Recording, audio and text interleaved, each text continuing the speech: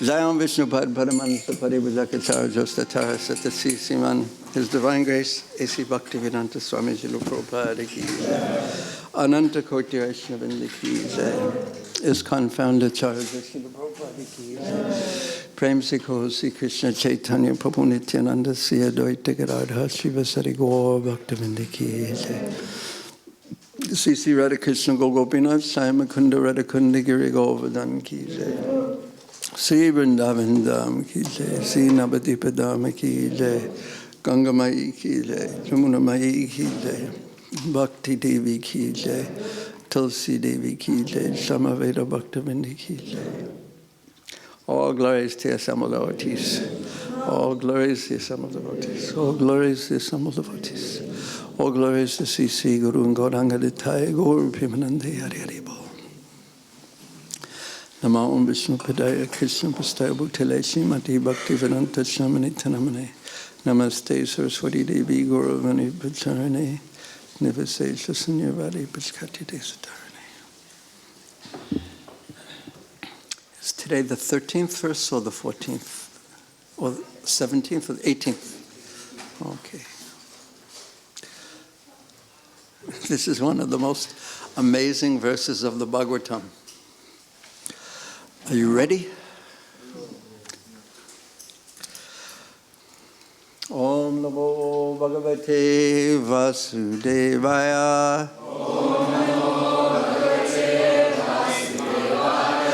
Om Namo Bhagavate Vasudevaya. Om Namo Bhagavate Vasudevaya. Om Namo Bhagavate Vasudevaya.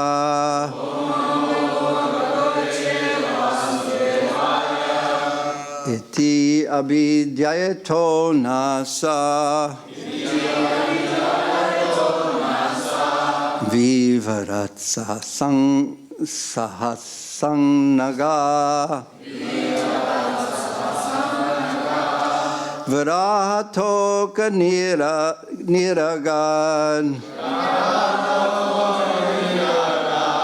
angusta parimanaka iti abhidhyayato nasa vivaratsa sannaga virato niragal angusta parimanaka.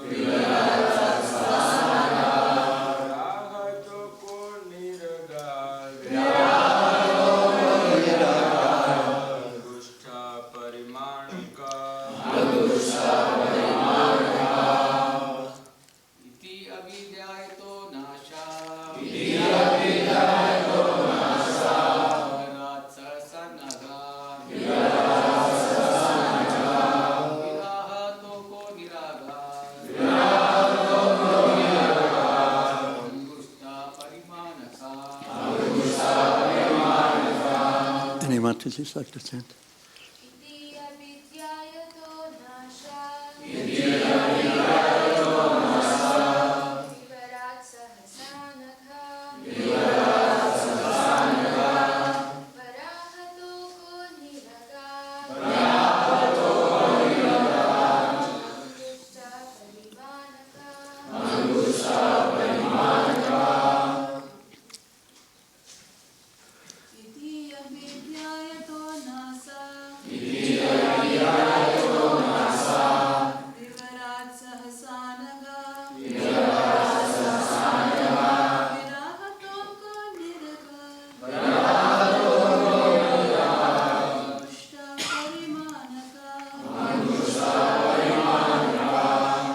iti, thus.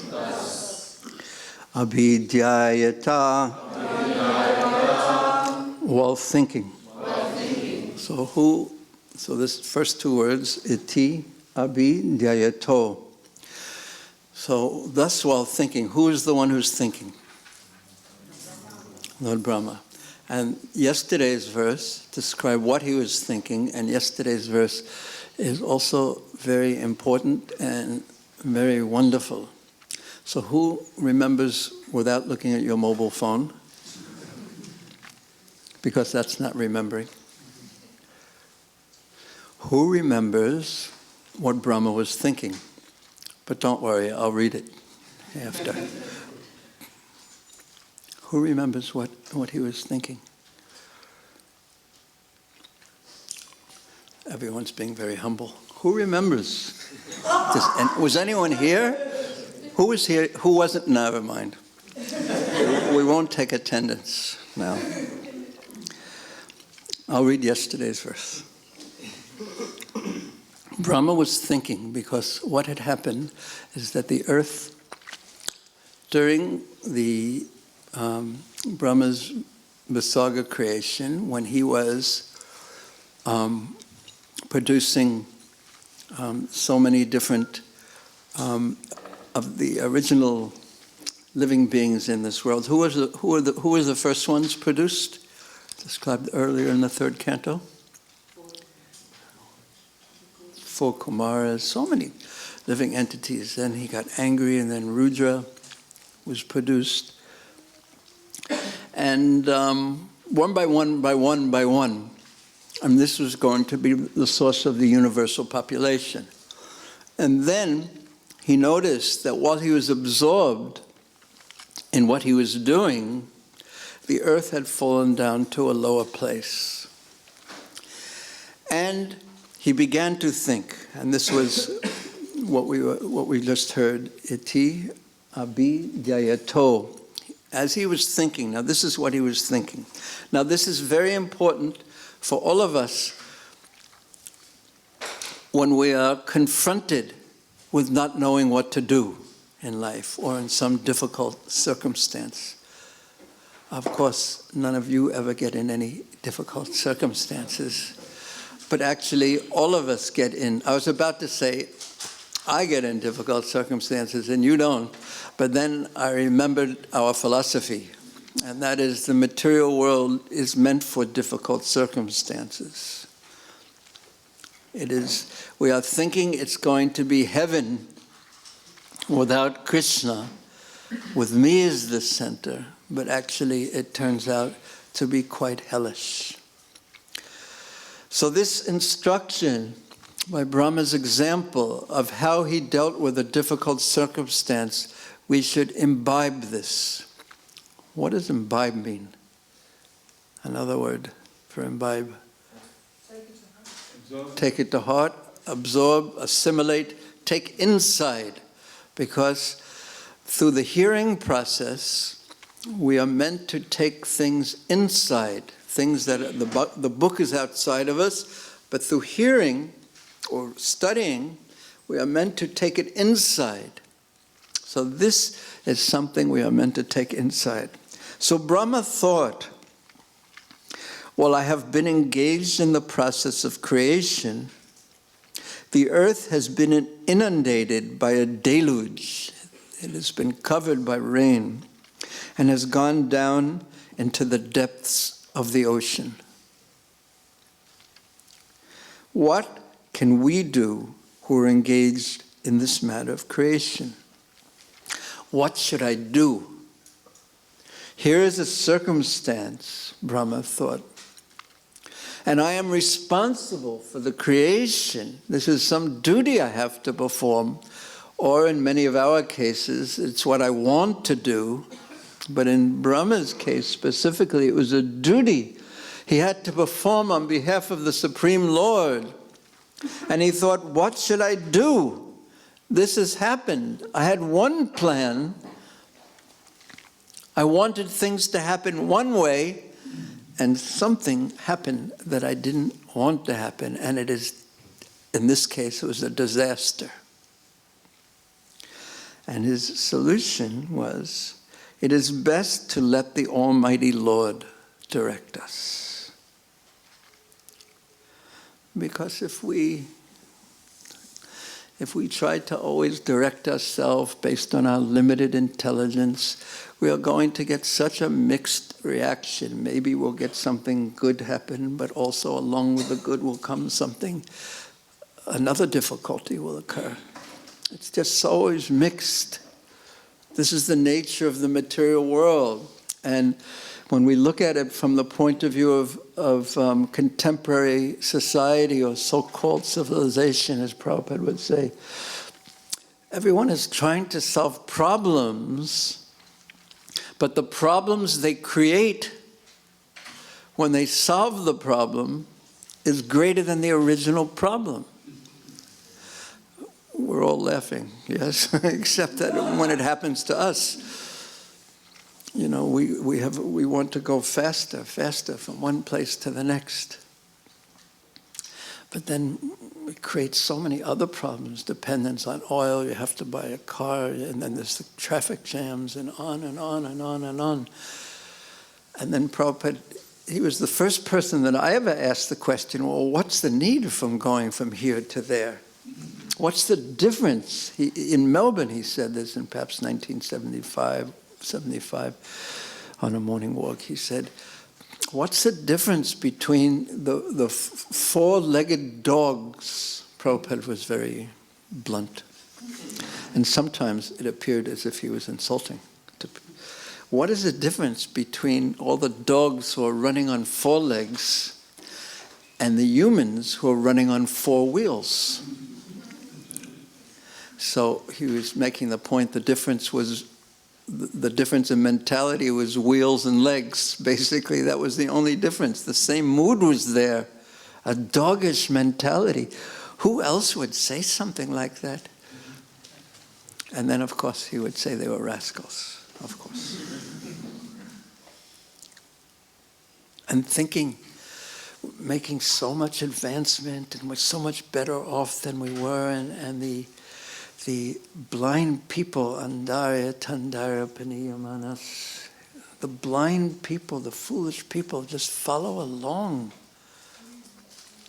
thinking, yes, we are making advancement, but the world, if one has the bravery to read the newspaper, the world is always on the verge of such difficulties and disasters and people killing each other. What's the difference between riding on four legs and four wheels? If the mentality is doggish, the dogs will attack each other, and that's just what's happening. Four-wheeled dogs killing each other. It's what to speak of if one is there and has to experience these things. So difficult, so demonic, actually. Because there is no true dependence on the Supreme Lord and waiting. It is best to let the Almighty Lord direct us. And Prabhupada's purport is only 1-2 sentences to yesterday's verse, and I'll read it again. The devotees of the Lord, who are all confidential servitors, are sometimes perplexed. What does perplexed mean? Confused in the discharge of their respective duties. These confidential means very intimate. The devotees are intimate servitors of the Lord. That means that they're very intimate with the Lord, and their relationship is one of service. Intimate servants of the Lord, confidential servants of the Lord. And because they have that type of dedication to the Lord's service, therefore, even if they are perplexed in the discharge of their duties, they are never discouraged, because, this is what Prabhupada says, they are never discouraged, because they know that behind the difficulties is Krishna. They have full faith in the Lord. This is how they can deal with the difficulties of life and not become discouraged. They have full faith in the Lord. In this world, everyone is taught from childhood to have faith in themselves. But they don't even know who their self is. So it's a problem to have faith in,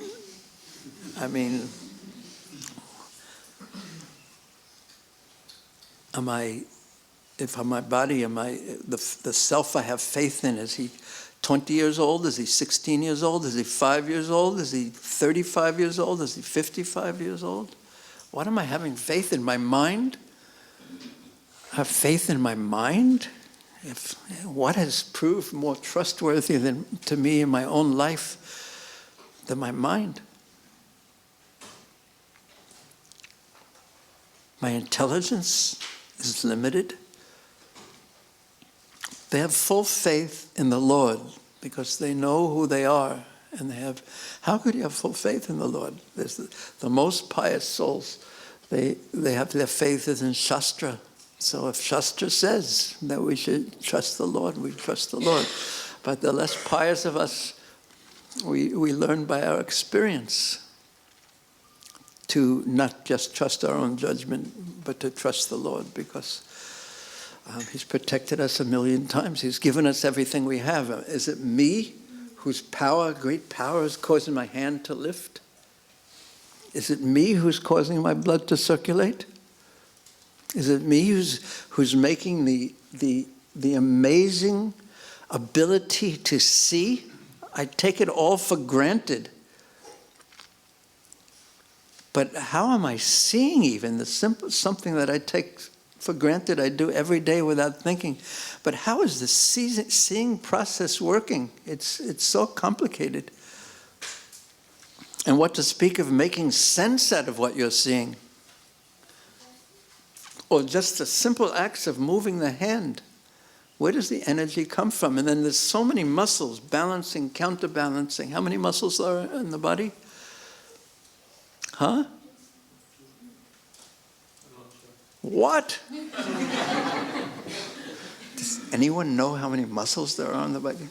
Too many. So many.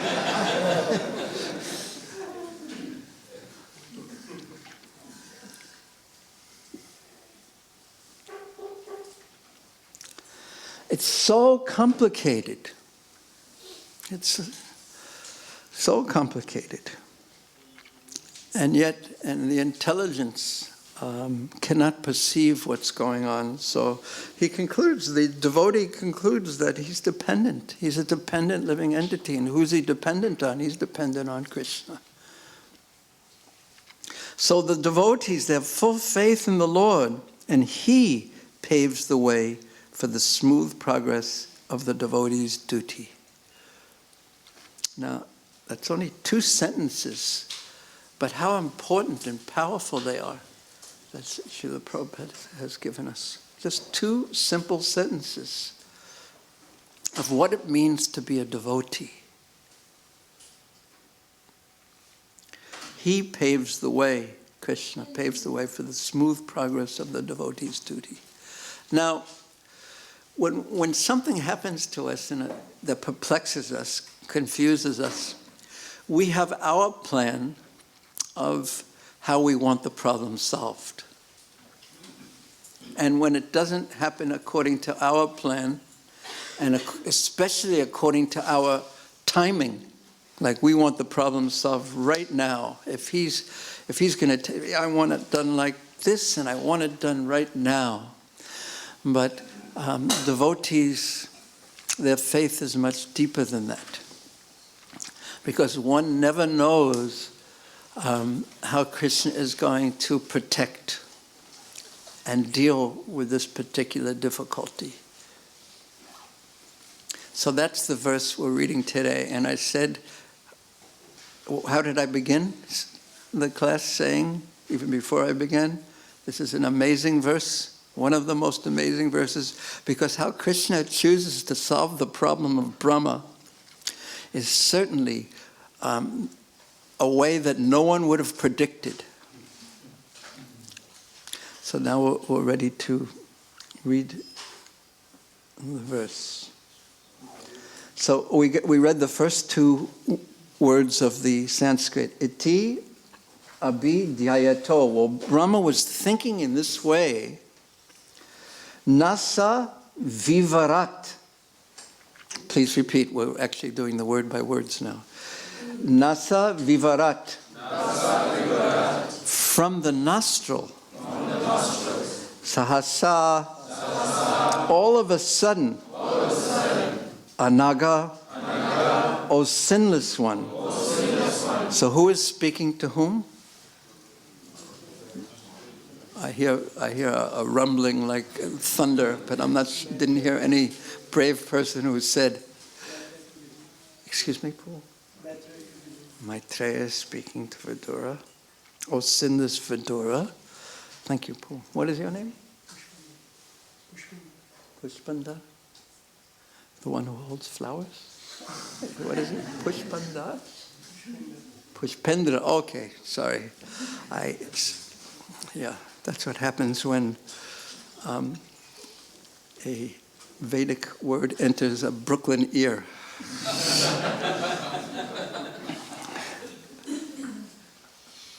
What does your name mean?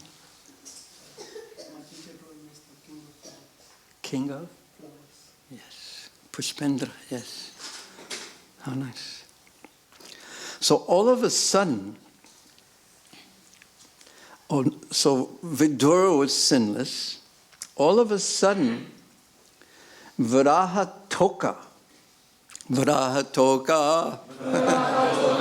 a minute form of Varaha, a boar, Niragat, came out from his nostril. Oh no, sorry, I was just going back. Nasa vivarat, from the nostrils. A very small form of a boar, Varaha. He's thinking, I don't know how to solve this problem. I should depend on the Lord. And all of a sudden, a very small form of a boar came out of his nostril. And then the last line describes the size of this boar. Angushta, the upper portion of the thumb. Parimanaka, of the measurement. So here is Srila Prabhupada's translation. O sinless Vidur. All of a sudden, while Brahma was engaged in thinking, a small form of a boar came out of his nostril. The measurement of the creature was not more than the upper portion of a thumb.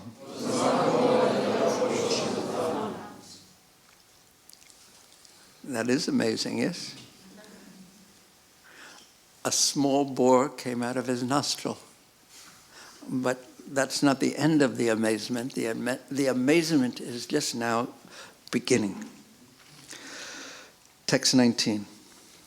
O descendant of Bharat, while Brahma was observing him, that boar became situated in the sky in a wonderful manifestation, as gigantic as a great elephant.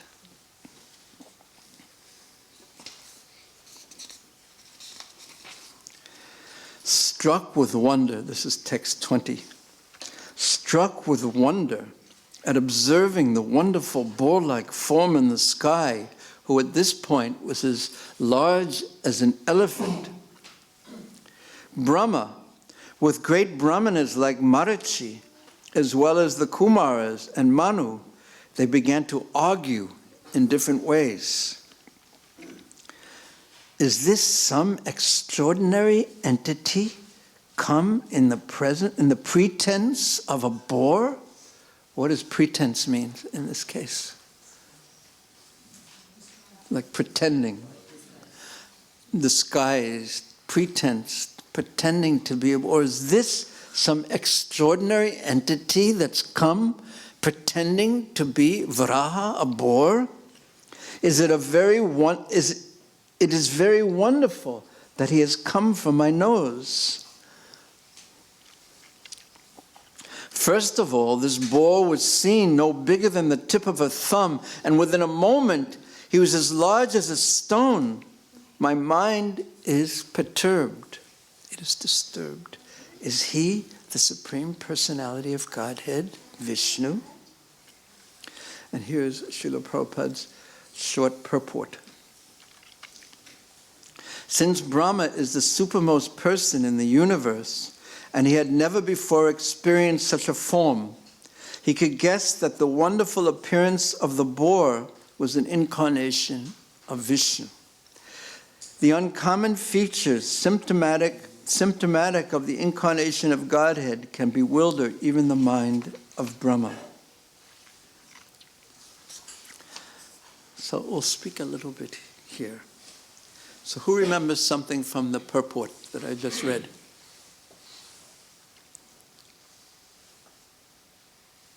Raise your hand if you remember something from the purport. Yes. The uncommon features of the Supreme Personality of Godhead can even bewilder Brahma. Yes. Thank you. But even bewilder Lord Brahma. And who is Lord Brahma? Of course, we know he's the four-headed one, the secondary creator of the world. But who is Lord Brahma? What is Lord Brahma's position? He's the first living entity is Aja, but what is he practically speaking? He's most intelligent. Because he is the one who assembled the universe based on all the primary ingredients, the saga ingrediential creation that the Lord had made. So he assembled the universe. He is so intelligent, he figured out how to do it by the grace of Krishna. But he was bewildered. The uncommon features symptomatic of the incarnation of Godhead can bewilder even the mind of Lord Brahma. So why was Lord Brahma bewildered? Raise your hand, please. Yes, Mahatmaji. The reciprocation. You will only think. Okay. Yes, but that comes later.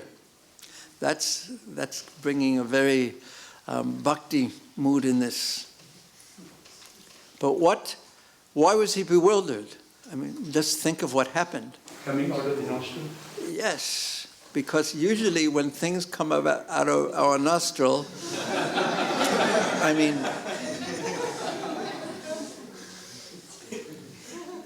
mean, yeah.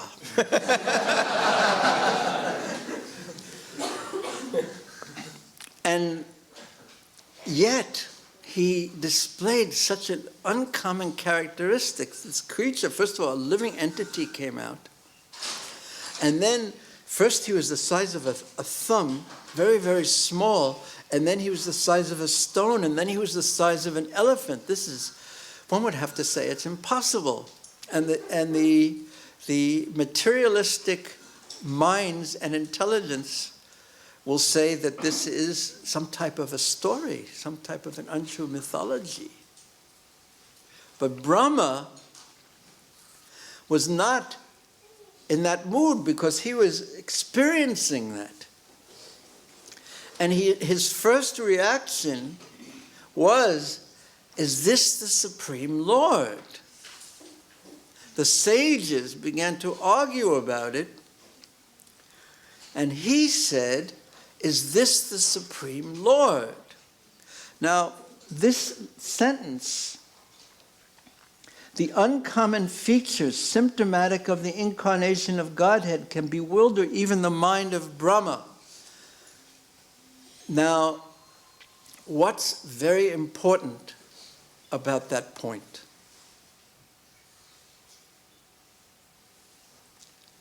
Because Varaha is going to come and he's going to show himself as the Supreme Lord, and the sages are going to recognize him as the Supreme Lord. So in this pastime, this point is very relevant. But in the scope of the Bhagavatam, there's something even more wonderful and more difficult to understand is going to occur.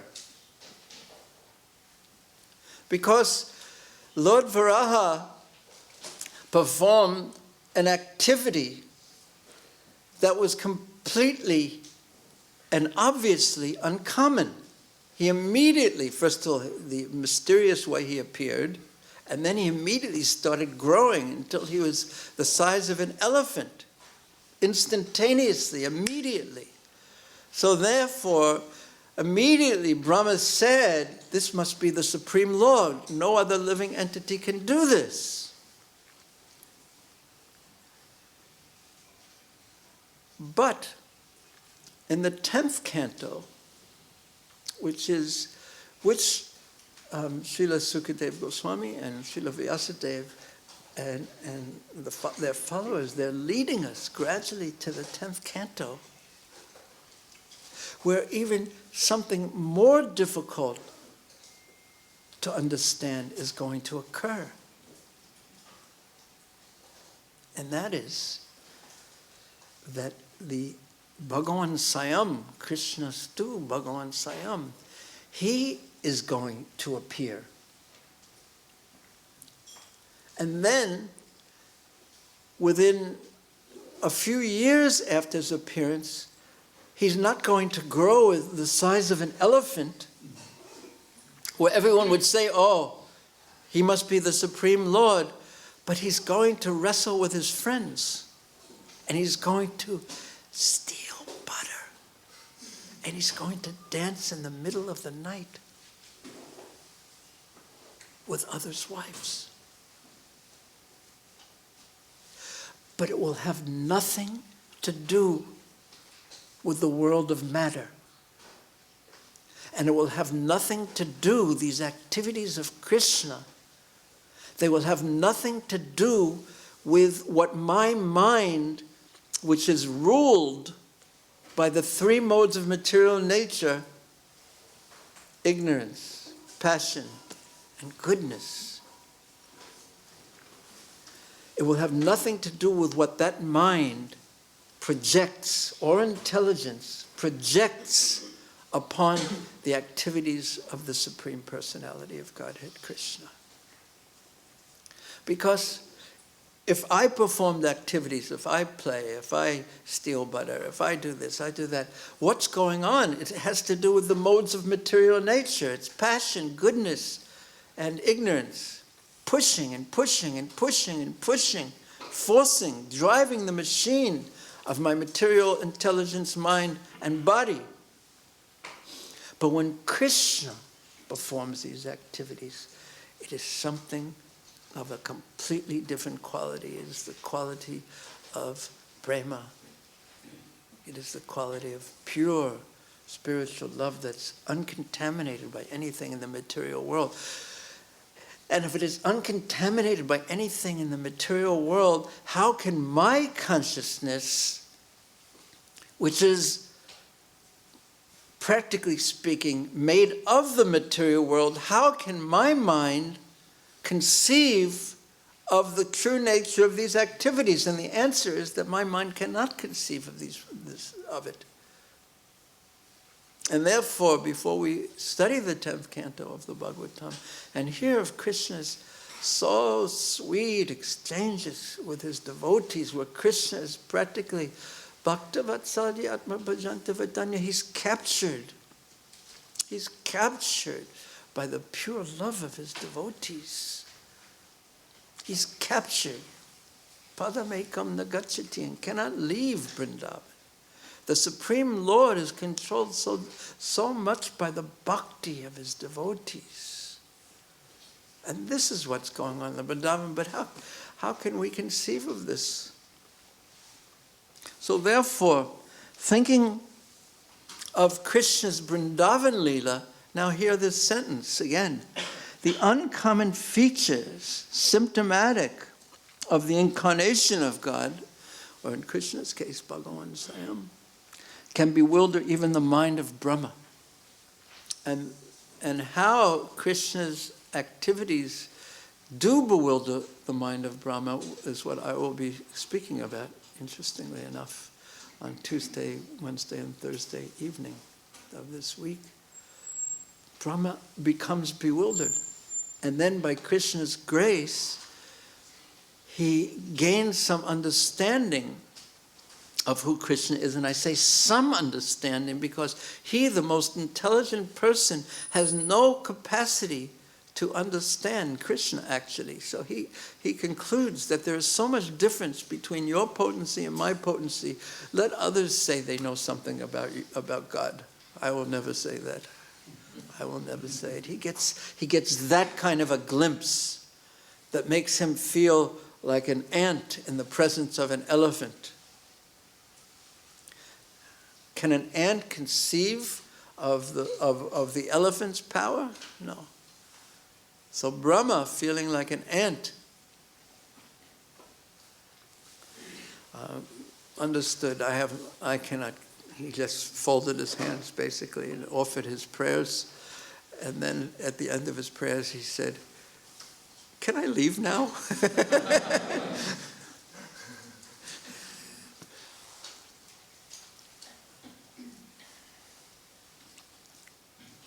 So very, very, very special. This pastime is.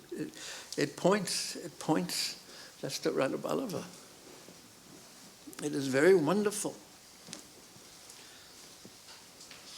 And then one can ask the question, and one of the most amazing parts of Krishna's birth when Janmashtami is coming up, one of the most amazing parts of Krishna's birth, and more difficult to conceive of, that the Supreme Personality of Godhead, he's born not only in a prison, but even more amazing than him being born in the prison, he who is the creator of the prison, of the material world, is born in a prison, but more amazing than that, he's born in the womb of Devaki, Mother Devaki. So that kind of activity, which is not a lila, which is so much is like the activities of the material world, where Krishna is acting as if he's ordinary while he's the most extraordinary, is the most bewildering. And how Krishna is crying tears when Mother Yashoda is chastising him. He's crying. Death is afraid of him. Fear personified is afraid of him. And he's crying. Real tears out of real fear out of Mother Yashoda. Gets angry at her because Krishna wasn't afraid of anyone, but he was afraid of Mother Yashoda.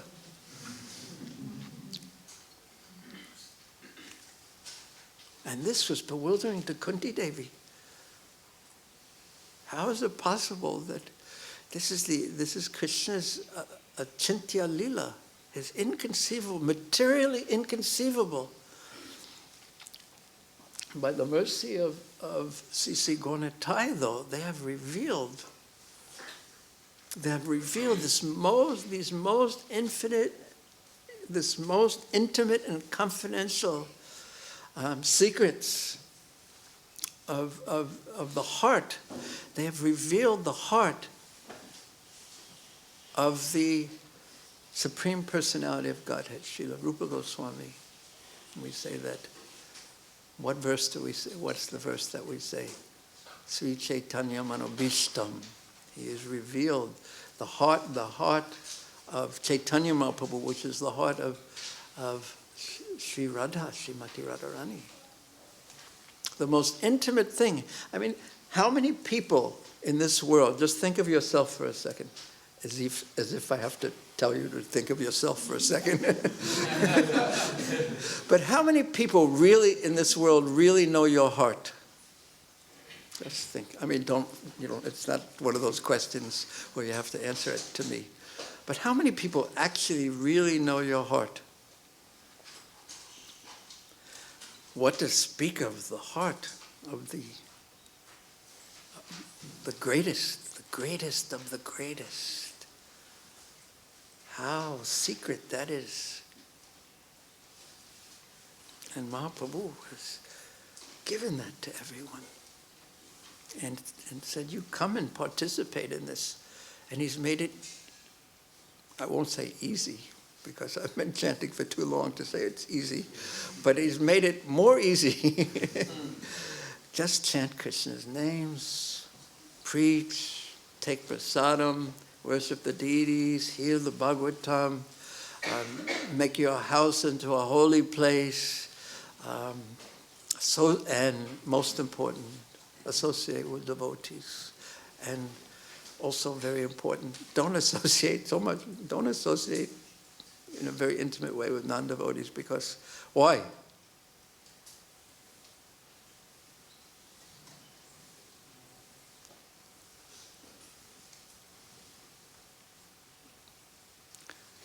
Mine is like a mirror. Yeah, it will reflect in our hearts their desires. It's catching like the common cold. It's catching like a disease. Desires are catching. So we don't want material desires to the heart.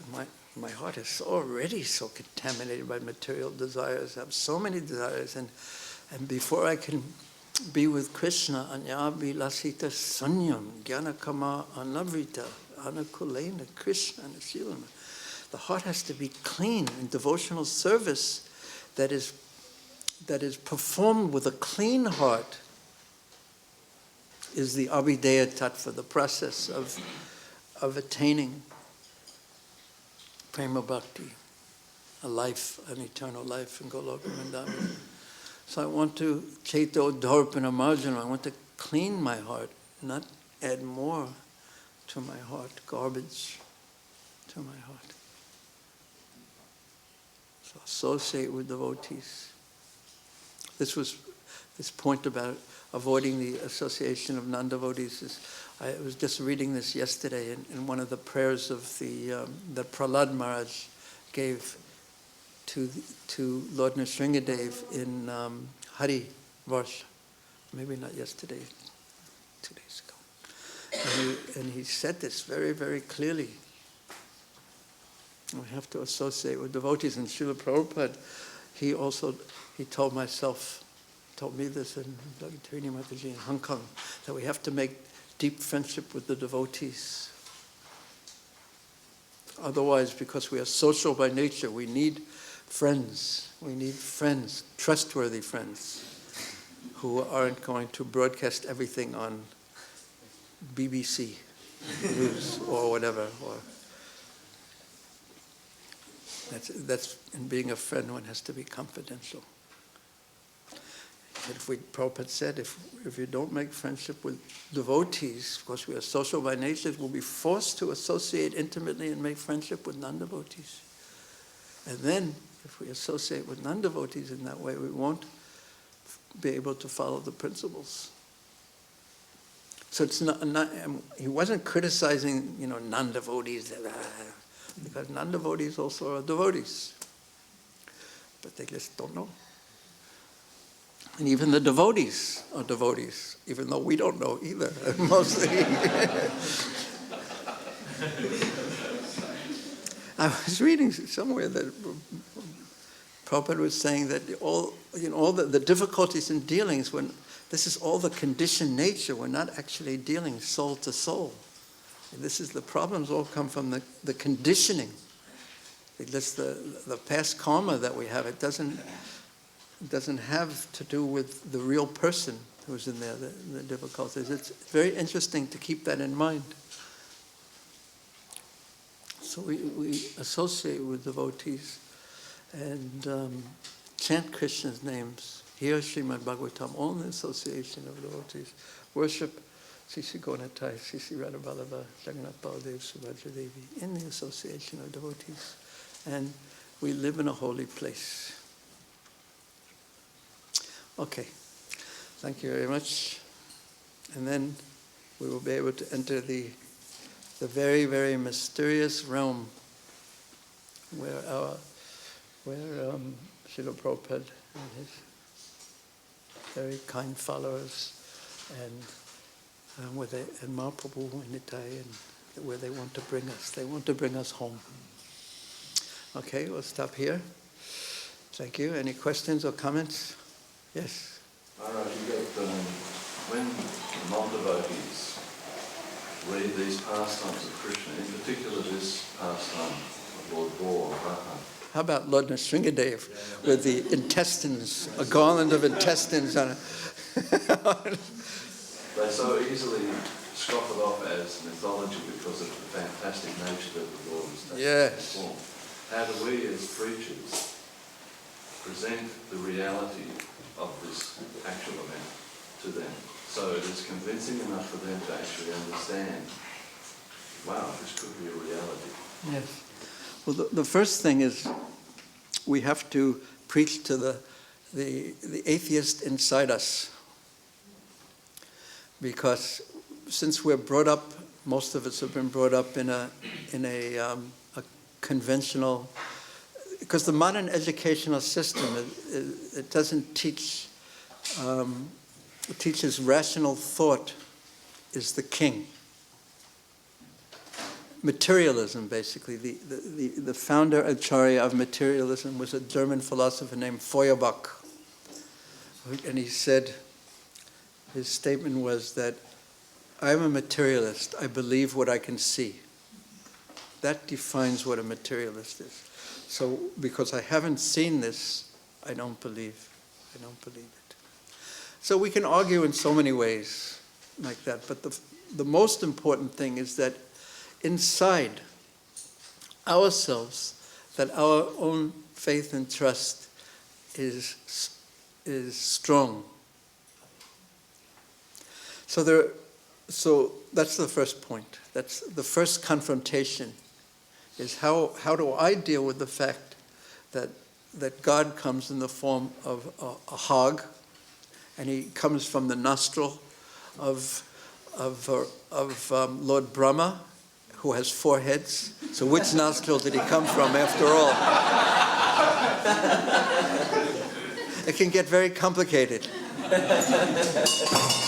Yes, just as I was saying. It can turn over everything and flip it upside down and cause everything to crash to the ground. So we have to be able to deal with this ourselves. So the first point is, and this is a thought that I've had recently, has to do with like book distribution, for example, or any kind of preaching. It really is meant to bring people into the association of devotees, because without the association of devotees, there's no chance of someone reading this and coming to someone who's brought up in the modern world and come to a positive conclusion about Krishna consciousness. So everything is meant to bring everyone into the association of devotees, the prasadam distribution, the book distribution, because in the association of devotees, we have an opportunity to explain things. Yes, can you say that the unlimited Supreme Lord is not capable of doing this? He can't, and this is the argument that Prabhupada gives about Krishna's birth from the womb of Devaki. He's already there. He's already there. So for him to manifest from a place where he already is not difficult at all, because by definition he is immanent. He is everywhere. He is all-pervading. So why can't he come in this form? Why can't he come from this place? He's already there. Is there a place where he's not? And this is the pastime of Lord Nrsingadev. So Varahadev is born from the nostril of Brahma. Lord Nrsingadev is born from a pillar.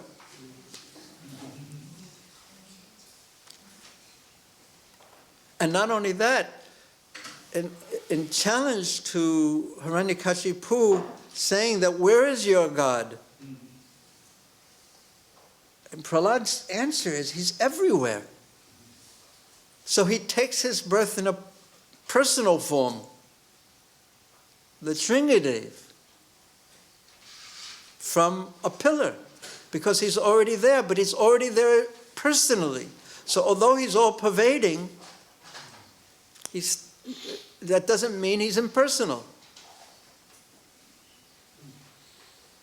So many, many points can come from it. And But it has to be done in the association of devotees. So where does the form of a hug come from? So a materialistic scientist will say, comes by chance. But I personally find that very difficult to believe, because I don't see anything except chaos coming by chance.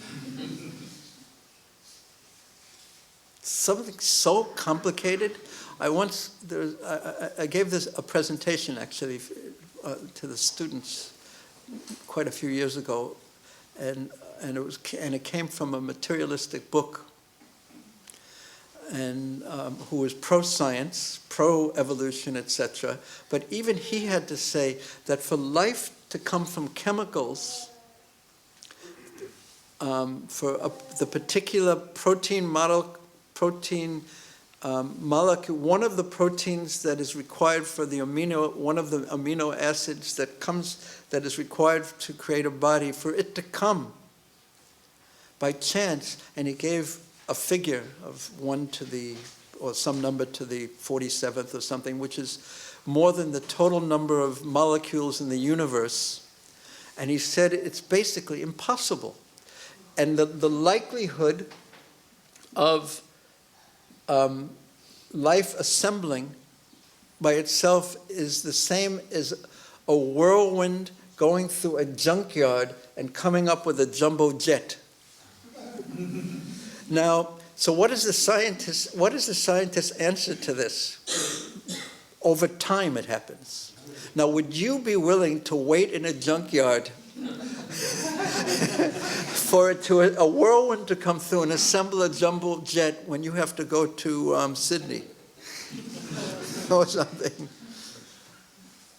I mean, it's not possible. It just doesn't. It's not possible. So the answer of it's just chance doesn't work, at least for me. I don't believe it. I did believe it when I was growing up, but I don't believe it anymore. By Prabhupada's mercy. So, I mean, that's my way of answering a question that's not easy to answer. Any other questions that are easier to answer?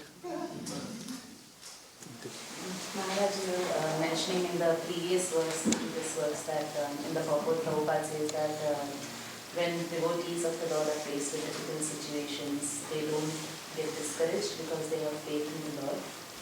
But do they have faith in the Lord that the Lord will reverse the situation, because the Lord might not do that? Yes, they have faith in the Lord, but they don't.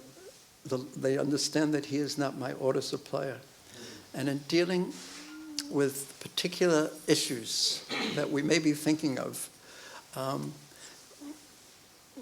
don't want to answer it too directly. Yeah, they have to accept. They have to accept He is the Lord. And He is, in the words of Srila Bhaktivedanta Saraswati Thakur, He is the transcendental autocrat.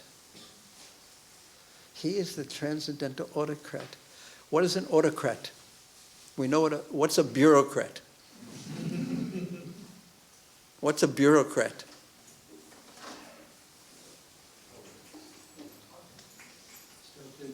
Huh? What's a bureaucrat? Stops everything. Spoken like an experienced person from Agra. But a little bit of something can help move things from the bottom of the pile to the top. But what is a bureaucrat? First of all, you work in an office. Raise your hand if you're a bureaucrat.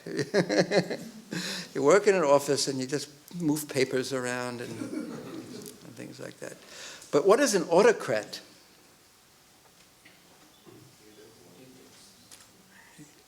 What is an autocrat? Beyond all bureaucracy. Yeah. What does it mean? That's what he does. What does he do? Huh? He orders. He gives orders. The autocrat orders, and everyone else follows. And Krishna is the transcendental, absolute autocrat, and everyone follows. So the materialistic mind is afraid of a transcendental autocrat. Because he can do whatever he likes. And we have no ability to stop him from doing whatever he likes. But the devotee, he knows Krishna. He's seen Krishna in his life. He hears Shastra, and he is surrendered to Krishna. And he understands that even if there is a difficult circumstance, there is some mercy from Krishna in it. He trusts that. That's called surrender, saranagati. And that's called gotripte varanam tata.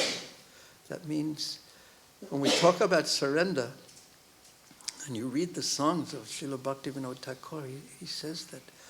He says, and this is what surrender means, I'm yours now. If you choose to feed me, I will eat. And if you choose not to feed me, I won't eat. That's what it means to be a devotee. And that type of a mood, that type of a surrendered mood causes one, or allows one, as Srila Jiva Goswami explains, to place oneself under Krishna's protection, causes a mood in one that Krishna will protect me, that I am his, I am his. Just like the small child can be fearless when the parents are nearby, because they know they will always protect me. So similarly, the devotee, because he's surrendered, it allows him to think, he will protect me, or they will protect me, sincerely and fully.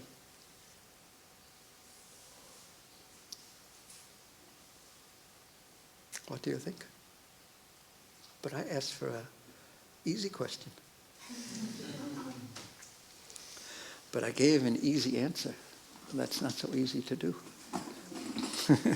But this is what it means to be a devotee. Gotripte saranam. And this is the angi. This is the meaning of surrender. And the other 5 elements of surrender are the parts. You add them up almost, and this is what it means.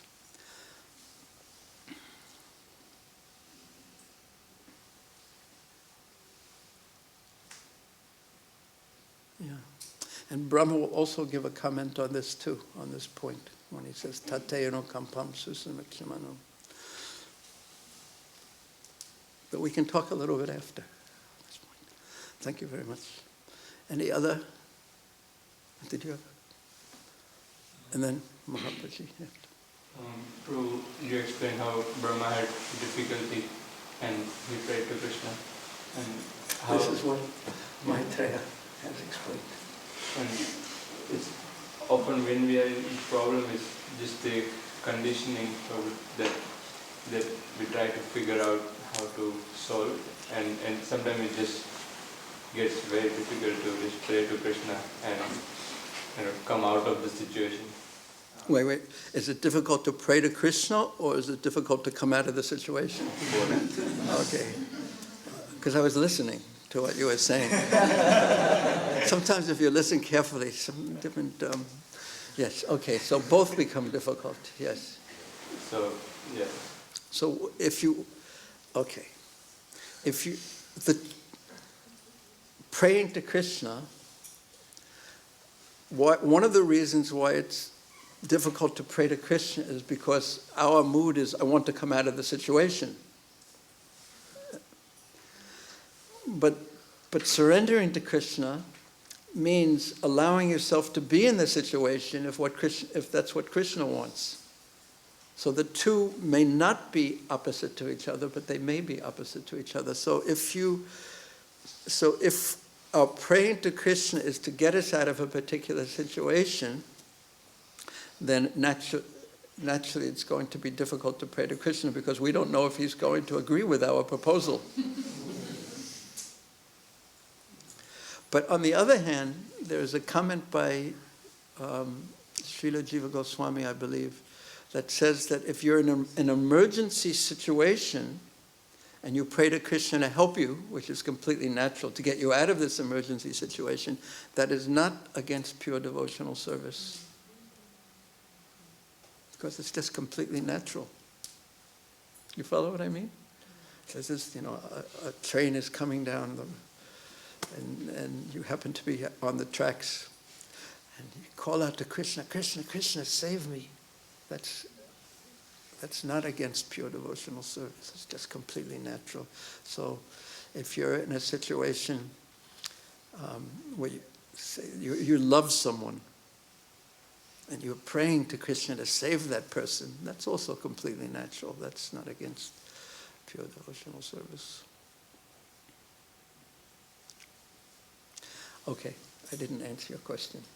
So, what was the question again? Something about what do you do when you're not sure you want Krishna to save you, or whether you can pray or not? What do you do? How to the mind is too absorbed in trying to bring self out.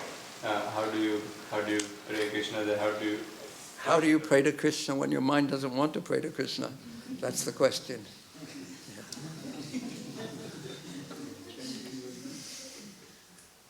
You run into the temple room as quickly as possible and look at Radhaballabha. And when you look at Radhaballabha, then your mind will want to pray to Krishna. Is that true or not true? I think it's true, actually, even for me. When you look at Gauratai and Radhaballabha, the mind shifts. So which gives the hint of how to deal with the situation when the mind is really out of control. You have to take some strong medicine very quickly. You have to put yourself in the presence of something that's stronger than your mind very quickly. So chanting loudly can also do that. But first step is you have to recognize that my mind is not, it's showing its other side right now. You have to become aware of that, and that means you have to give up the full identification with the mind. Then you have to take a step back and see, my mind doesn't want to take shelter of Krishna, rather than experiencing, I don't want to take shelter of Krishna. And then when you make that, sorry for getting complicated here. When you make that separation between you and your mind, then you can do something even though your mind doesn't want to do it. Like run into the temple or chant loudly. But the mind is very strong in Kali Yuga. So we need medicine, strong medicine. Kirtan can help. But there are easy answers you can give to this question. But when the mind is raging and very strong, it's very difficult. So sometimes we have to quiet the mind down. You should have a sweet. The mind becomes peaceful, then no problem.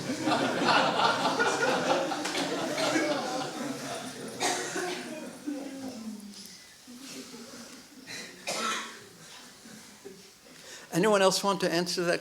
Help answer that? Because there's no just one answer. So what do you do if your mind's giving you so much trouble? Would anyone like to say what they do when their mind is giving them trouble, other than surrender to their mind?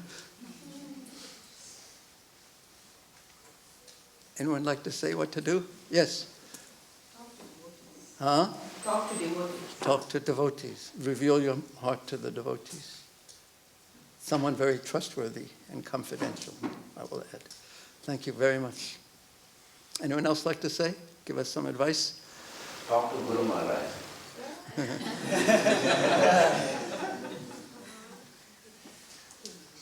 Any other advice?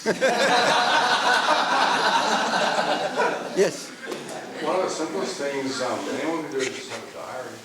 Really, it's like, realization can come down in a diary. A journal like that. Than anything else, but having a diary is a bit different than just having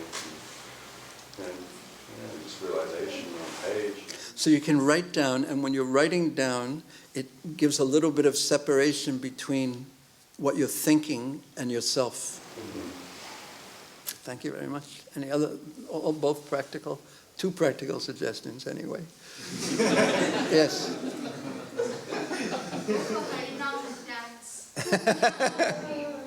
Yes. Kirtan. Harinam. Yes, thank you. Any others? What has worked for you in the past? At least once. Yes, you raised your hand. You did. I have witnesses. You raised your hand. Yes, you did. So please answer the question. What?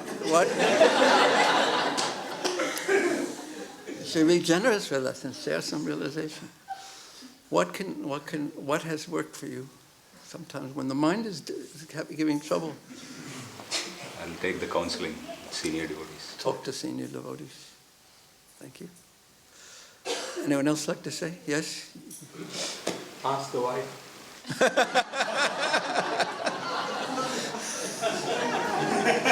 And she'll tell you what to do. Get you right off the mental platform. Okay, it's a good answer. Yes? Study Shastra. Study Shastra. Just anywhere in Shastra? Or just pick up what book? What? Any holy book, any Shastra. Thank you. Yes. Yes, dear. Try to understand what you're really thinking. You mean at the root, at the very bottom of? Yeah, because if you can actually find out what you're really thinking, you can pray. If you're confused, you're thinking a bit of this, a bit of that, maybe this and this, so many combinations, but if you can get to the point what you're really thinking. You mean not what you really want, but what's at the cause of the disturbance to your mind? Yes. Okay. Because then you can tell that, but you can't tell a prayer that you don't believe in. Please save me, but I don't feel like I need to be saved. Yeah. And sometimes it's a mix, and you have to Find out what's really going on in your country. Yes, I know that, but I want to ask some of the Pitadis. Because I'll tell you later. Yes.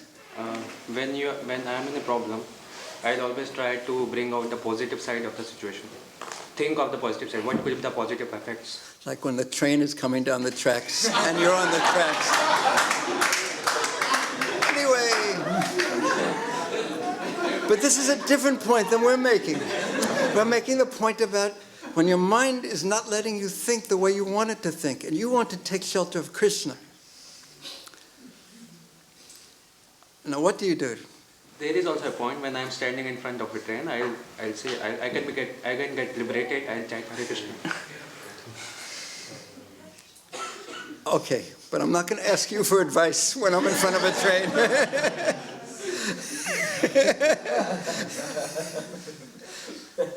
But the question was, if you want to surrender to Krishna, but your mind is giving you trouble.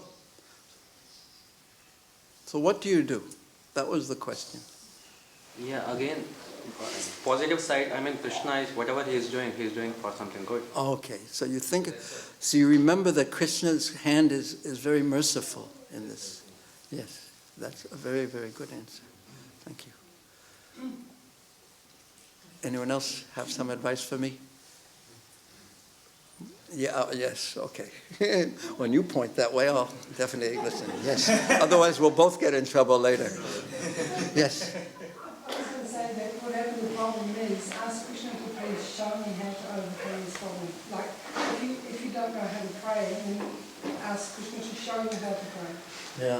And sometimes it's our mind, like we're discussing, the mind is the problem. So we're trying to overanalyze things. I don't know how to do this. I'm trying to figure out how to do this. I can't do this. So, you're trying to pray, but you don't want to pray. You don't know how to pray. So then you ask Krishna to show you how to do that, and eventually you can. Whatever the difficulty is, just ask Krishna. It's actually very interesting that the Avanti Brahmana in chapter 23 of the 11th canto says, because we're asking if we have a problem, what do we do? And the Avanti Brahmana says, there is only one problem, and that's the mind. So this is the problem. So how to make the mind a friend, friendly to us and helping us in our great journey to the lotus feet of Krishna. This is the essential question. Yes, Mahatmaji. By surrender. By surrender. We have to surrender ultimately. There's no other choice. How old are you now, Mahatmaji? How old? How old are you? How old? How many years? 78. 78. How many teeth?